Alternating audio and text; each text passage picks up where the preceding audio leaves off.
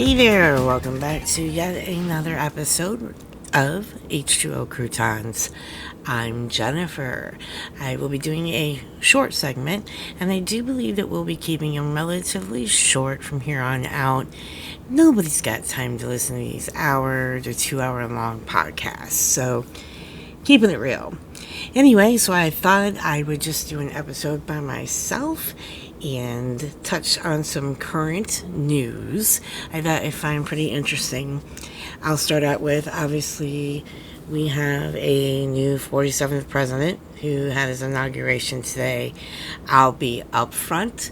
I am not a Democrat, but I am not a Republican. I am an independent. I'm an American, and I believe in freedom for all, even if it's things I don't like. So that's where I stand.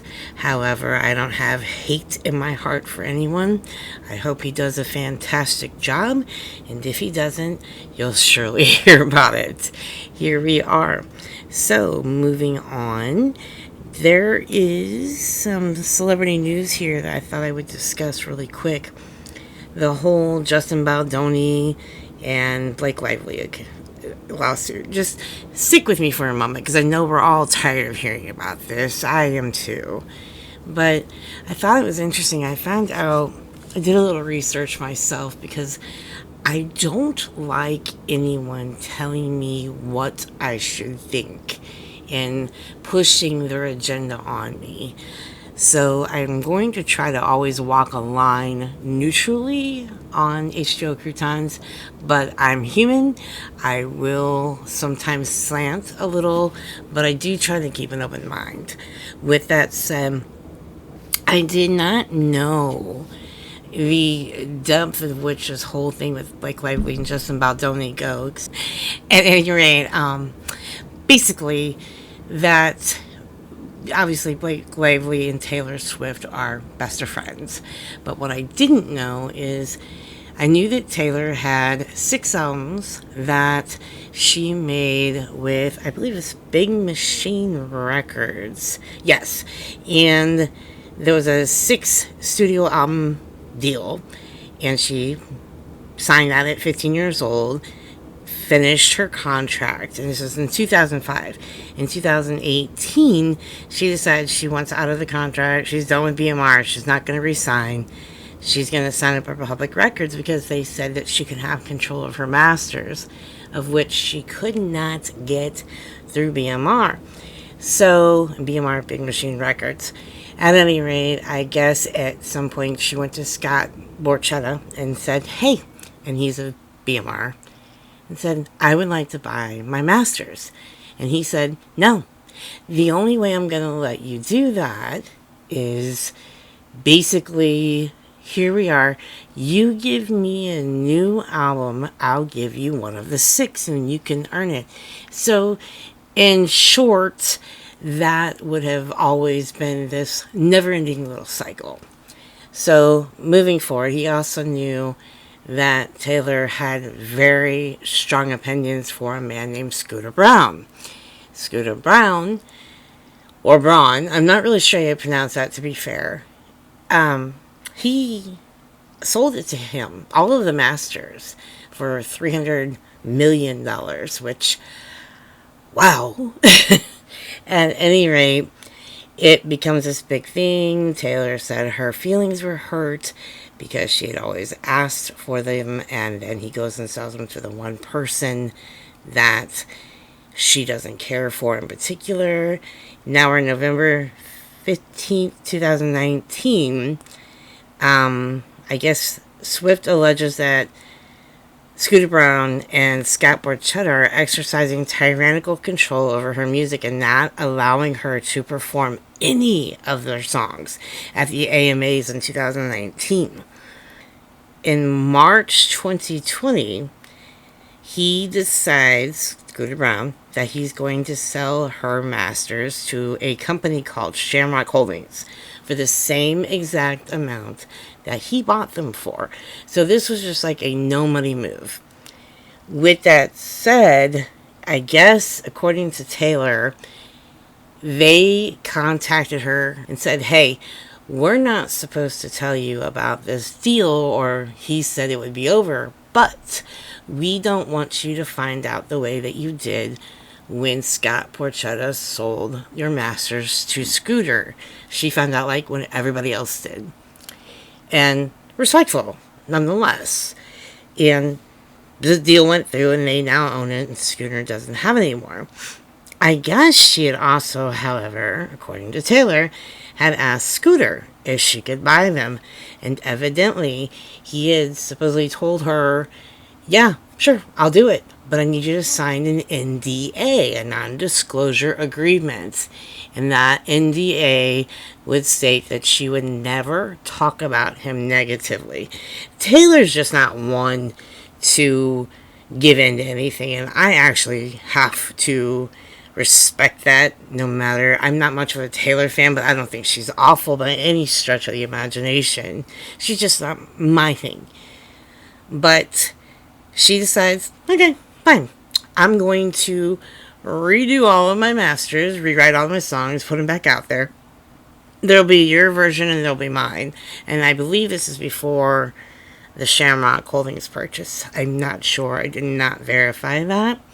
If anybody wants some background, Scooter Braun is also, he worked with Justin Bieber, Selena Gomez, Ariana Grande, Demi Lovato, Idina Menzel, Madison Beer, yada yada yada. Well, what was interesting is, I guess Justin Bieber unfollowed him on Instagram, and I guess a few days later, which was like a big deal because Justin defended him against Taylor years ago when all this was going down. And next thing you know, I guess he deletes his accounts because he's also retired in the industry. Now I'm going to move forward a little bit. Now Scooter happens to be friends with Justin Baldoni. So I guess the other side of that is he's also the guy, Scooter, who owns a PR firm that Justin Baldoni hired to do this supposed, smear campaign. So interesting. And the people that funded that were Jamie Heath, who again is also friends with Justin Baldoni and Scooter Braun. And he's also a co-host on the Baldoni's podcast called Man Enough. But he's also the CEO of Wayfarer Studios. It's just all very interesting, right? And Blake actually accused him of also having acted inappropriately on set. And multi-million man named Steve Starowitz. And he, is the co-chair of Wayfarer Studios.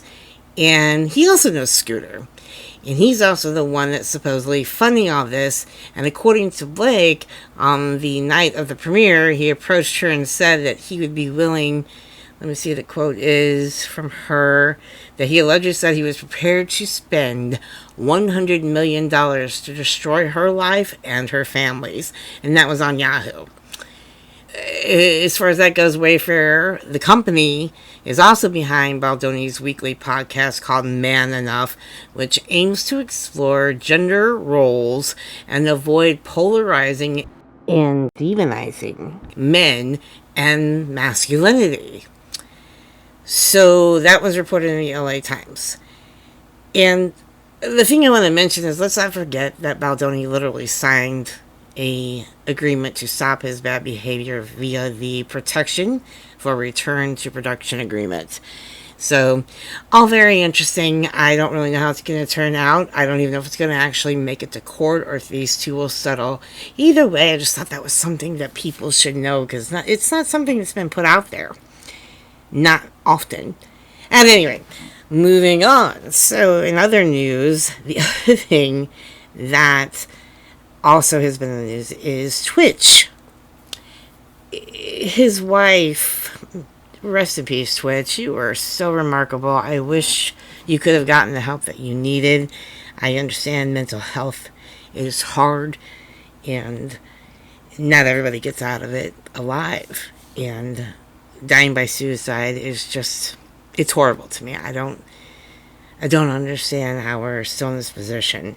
At any rate, I guess his widow has, her name is Allison Holker, a book coming out next month.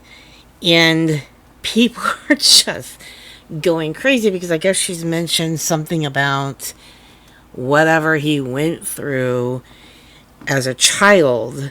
And I guess it was allegedly a male that SA'd him as a child. And as he's gotten older, he never worked through it. And I guess he was using, according to her, drugs to self-medicate, which is actually very common. I used to work in a rehab. That is so common for some people that when they have gone through something traumatic, they will turn to drugs or alcohol or both. So people are like, oh, she's only doing this to profit off of him and his death. And I don't know. I just found it strange. So I'm like, okay. So did some homework. Evidently, she is donating every single cent of profit to the organization, the nonprofit, that she created in his honor shortly after he died by suicide. And people are complaining about the NDAs that she supposedly and did have people sign at his funeral. And the reason is, NDAs are so commonplace with the celebrity deaths in general. Because there are people who will snap a picture just to buy or sell them to someone for a lot of money.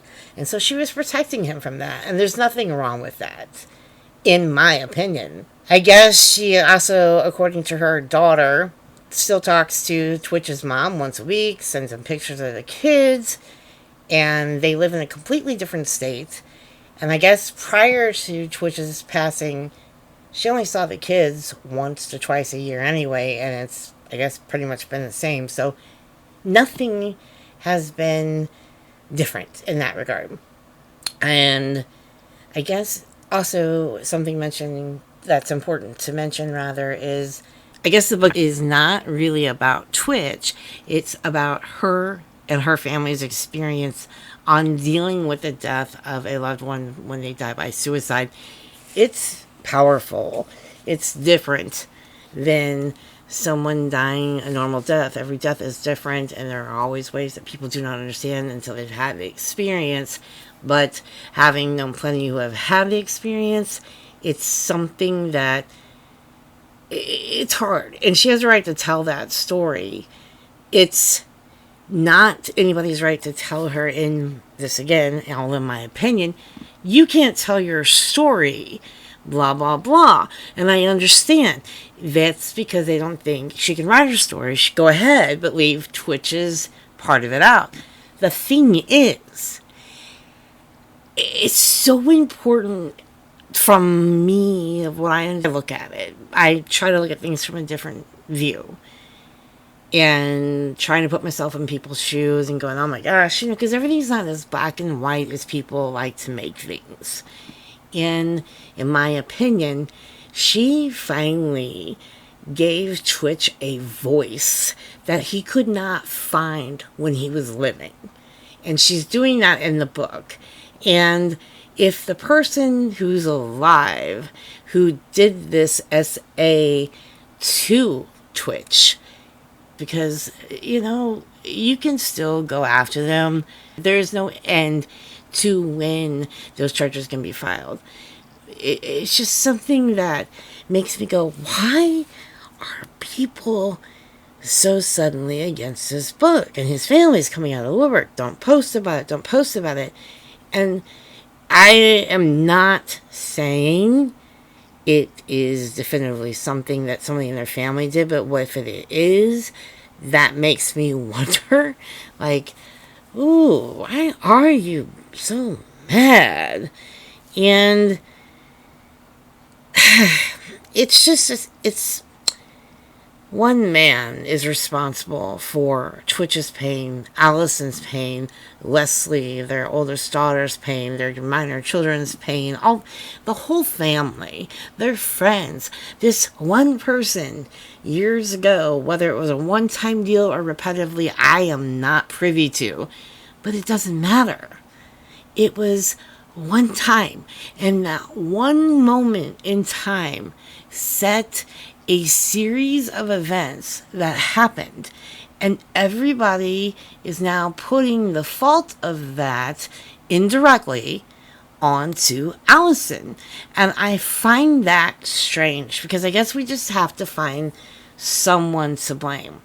Twitch's story deserves to be told. And if people really think that there's anything that Allison could do or say that would ever tarnish that man's reputation, then they didn't really pay attention. Twitch was a remarkable soul, and he spread his joy around. But there was some signs of him that we obviously, as just people who are his fans, didn't know. I used to watch their videos with their dancers. I love watching dance videos. I think I follow every major dancer out there at this point. But Twitch was joyful. But according to Allison, and it made perfect sense to me, there was Twitch and then there was Steven. And the two were completely different people. And he tried. His persona that he created with Twitch was his way to mask his pain and try to move on. And unfortunately, in the end, it did not work. And something had to have triggered that majorly. Maybe that person was around. Maybe they made contact. Maybe it just all came back to him. We don't know. But I just don't think it's fair to, blame Allison for all of that. Let's blame the person who's responsible, whoever that may be. Let's let Twitch's story get out there, because the intent in the end is to stop that from happening from another single solitary soul. We cannot afford to be losing people like Twitch in this world, just like we couldn't afford to lose people like Robin Williams. I mean, we need to be able to talk about this. We need to stop making it so taboo. We need to stop thinking that depression is, oh, you're just sad. As someone who suffers from it, I've had 3 major rounds of clinical depression, which means it lasts more than 2 years. And it's a chemical imbalance that just goes off the charts. And medication and therapy are the only things that can help you, but it's not one or the other. It has to be both. And this last round that I had lasted 3.5 years, and I will be the first to tell you it was the hardest thing. I will talk about it in a future episode possibly, but I'm still standing, but I almost wasn't. So it's something that means a lot to me. And I think it's something that should be looked at from that perspective. And I thought maybe I could offer a little bit for people who don't know, or maybe aren't thinking of, I didn't think about that before. I don't think Allison would ever do anything vile against Twitch. And I'll be the first to say it. If I thought she was doing this as something mean, I'd be the first in line. Believe that. But I just don't get that opinion. And I'm pretty good judge of character. I'm pretty much right with that 90% of the time. It is something I've been blessed with, thank goodness. At any rate, so yeah, here we are. And I just think between the two women, their stories are pretty powerful. And I don't know if it's because, and I do wonder, it seems that women are always like, we need to support each other, blah, blah, blah. And we should, as long as we know that person's right. But there seems to be a really strange thing that happens with women, because they will say they're supportive, but if this woman is attractive or is more, because they've been more fortunate in their career, they have things going for them, like a better husband, and let's be honest, Blake Lively has it all. So it seems, unjustified. And I did watch that interview, just for the record, with Blake talking to that reporter who asked her that question. And it's been put out there, and I actually did ask that reporter myself on her YouTube channel, hey, were you or were you not asked not to bring up her pregnancy? And she says, no, I was never asked that. But you could tell the way it was. Blake's a very private person. She doesn't really like to talk much about her kids, and she didn't want that out there at that point. And it was right off the bat. This is the first thing I'm going to say to you. And that can be offensive to some women. I wouldn't have minded. But it doesn't mean just because I wouldn't have minded that another woman won't or will. So, I don't know. I guess it's just my thing. I do find that interviewer's timing weird because it is just, where did you, all of a sudden, 8 years later, during this time frame of the smear campaign that supposedly has been, set in place, where and why would you decide to post that one? You can't tell me in 8 years that no other celebrity was never rude to you. Because people can be rude, whether a celebrity or not. And all of a sudden, she just posts Blake's out of nowhere, but she didn't post anybody else. I do think there was one other situation. I'm trying to remember, it was another actress, but I can't remember her name offhand, and I'm so sorry, because she's actually really famous, but it's late at night, and I'm tired.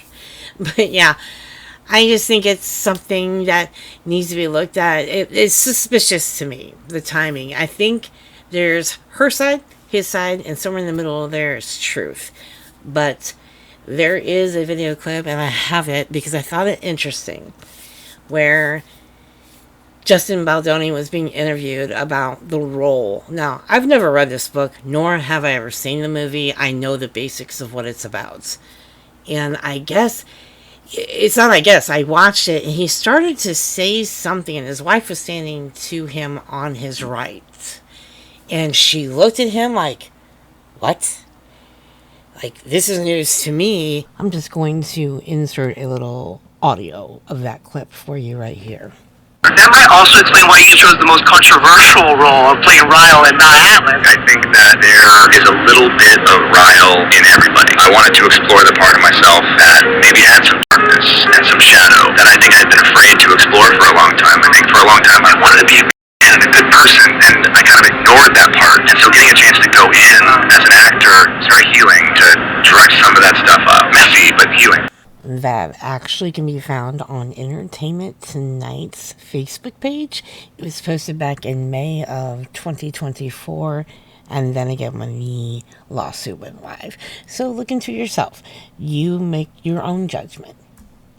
So, we're running out of time here. I'm trying to keep myself under 30 minutes. We are at the 24-minute mark right now. But, yeah.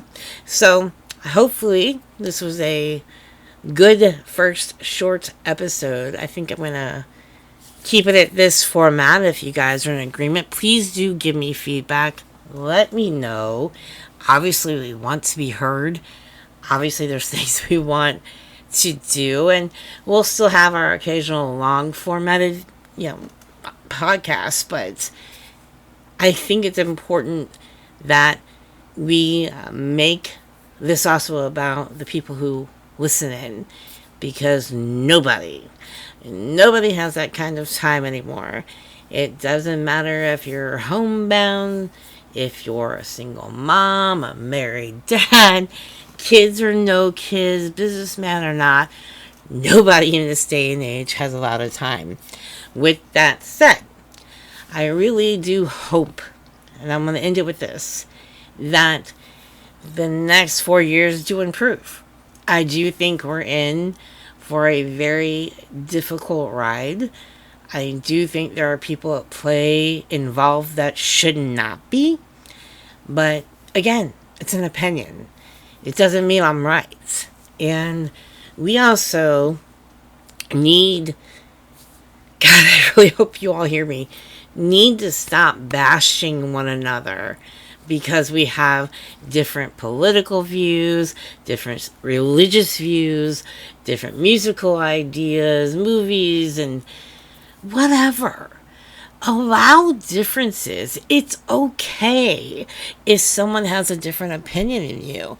It's not going to change anything. So please, in a world where things are tough, and I mean really tough for a lot of people, try to refrain from kicking people out of your life because they're not like you. Because if we're all like one another, it's going to be really boring. And I don't like boring. So, every Democrat I know is welcome in my life. Every Republican I know is welcome in my life. Whatever political party you're at. However, I will say, I just hope you guys start paying more attention to the independents who have a little less money and a lot more gift in the game. You know, they're like us. I want Bob the farmer who knows what it's like to work really hard and, you know, a blue collar guy, and he gets it. That's what I want. I want that. Someone who's in touch with the people. Someone who knows the struggle. Because right now, we as Americans, we are struggling. And it is people I never thought I would see struggle. There's jobs going away. The prices, companies, I'm going to talk about that in my next episode. People, companies, businesses, whatnot, price gouging right now. Of all times. I mean, groceries cost us twice as much. I don't know about you guys. But, again, we'll talk about that more in the next episode. If there's anything you'd like me to mention or some facts I don't know, I will also talk about gas prices and who actually, you know, sets those prices and why it works the way it does. Because a lot of people don't know about OPEC. And I would like to inform them. Because there's not a president in the history of the United States who has anything to do with the price of gas. Not Trump, not Biden, Reagan didn't, Carter didn't, Clinton didn't, Bush didn't, the other Bush didn't. No president. So keep that in mind. Make sure you've got all the information, because politicians, with all due respect, no matter what side they're on, love uneducated people. Let's change the game. Let's get smarter. Let's do better. Let's be better. Let's make a future, because I believe we can. I really do. But we've got to stand up and do what's right for us. Not for the rich, for the middle class and the lower class, the people who make this country run. So, I'm going to end it there. We're at 28 some odd minutes or close to it. And that should be it. So, we'll see you next time. You guys have a good one. We'll see you in a couple days. Bye-bye.